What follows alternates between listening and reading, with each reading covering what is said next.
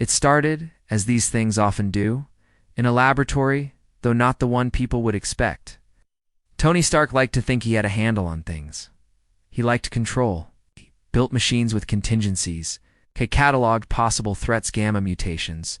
For example, on a Tuesday afternoon, while reviewing satellite data, Tony's screens lit up with a familiar, unsettling alert.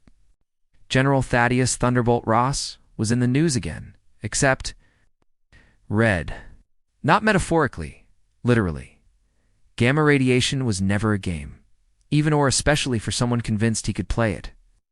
Ross, driven by years of frustration chasing the original Hulk, had finally succeeded at something, turning himself into a new creature.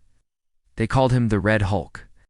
Unlike Banner's Hulk, Red Hulk retained most of Ross's military cunning but burned with volatile radioactive rage.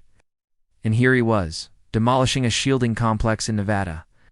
Tony wasn't usually the first to volunteer for these sorts of interventions. It's messy.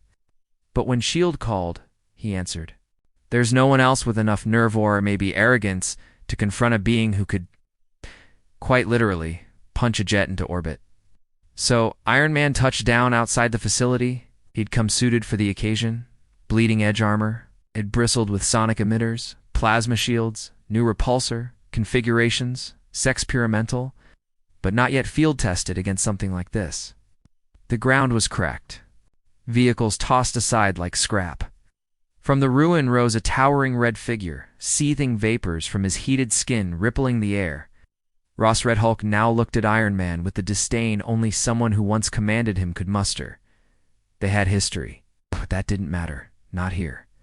The first exchange was abrupt. A burst from Tony's repulsors sent Red Hulk sliding back maybe 10 feet. I grinned. Then he charged, twisting up asphalt, heedless of the confusion and panic erupting on the periphery. Ow. Red Hulk's first punch was thunder itself. Tony braced, boosters flaring, and was driven yards through concrete and steel. Sensors screamed. He recalibrated, firing a flurry of micromissiles. Ross swatted to his side. Let the third detonate against his arm. No effect. Iron Man's voice pulsed steady in his own ears. Arc reactor levels, normal. Armor integrity, diminishing by the second. Tried everything scalable. High-frequency sounds, EMP, hard light shields. But Ross became angrier, stronger with each attempt. His fists heated, glowing as if the gamma energy boiled out from his skin. Stark changed tactics. Flight. Sometimes it's best to take the higher ground. But Red Hulk leapt skyward, tearing down drones, hurling a ruined Humvee. Tony dodged, kept his distance, searching for a weakness. This was the calculus. Banner's Hulk could be reasoned with. Red Hulk could not. He wasn't there to win a fight, he wanted to dominate it. Tony's HUD cataloged every improvised weapon Ross manufactured from debris. Trees. Chunks of reinforced wall. Pipes sizzling from the heat in his hands. Tony dialed up his Unibema white-hot lance, meant to bore through vibranium, if needed. He fired. For a moment, the battlefield glowed, and Red Hulk staggered. Then he roared, eyes like furnaces. So maybe force wasn't the answer. Tony scanned deeper thermal readings, gamma spikes, heart rate. The Red Hulk, unlike Banner, emitted heat rapidly as his anger built. Tony theorized, real time, overheat him, force him to burn through his own energy. Classic Stark. Sometimes, it's not about brute force, but physics. He began kiting, baiting Ross into attacks. Jetting in, firing concentrated lasers, withdrawing each time Ross lunged. Each effort saw Ross grow more flushed, his skin almost incandescent. The ground steamed under his feet. The temperature soared. Sweat beaded inside Tony's helmet. Still, Stark persisted, watching numbers tick upward. Finally, Ross slowed. He was overheating. Tired, even angry energy has limits. Tony swooped low, deploying a barrage of cryogenic grenades experimental technology.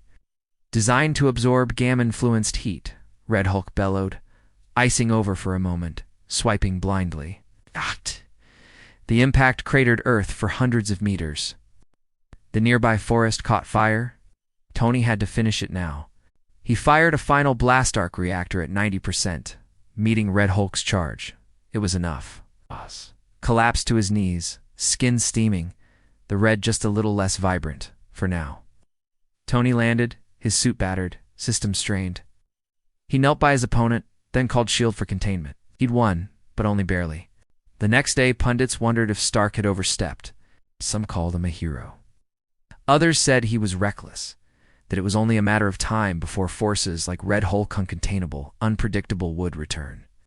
Stark, for his part, retreated into his lab, already drafting up new armor, stronger, cooler running, and inevitably built to fight monsters that shouldn't exist. And Ross? He'd wake up later angry, vowing it wasn't over. These things never are. In the end, Iron Man prevailed, but only by remembering that the best weapon isn't power, but persistence, calculation, and above all else, never punching harder when you can just punch smarter.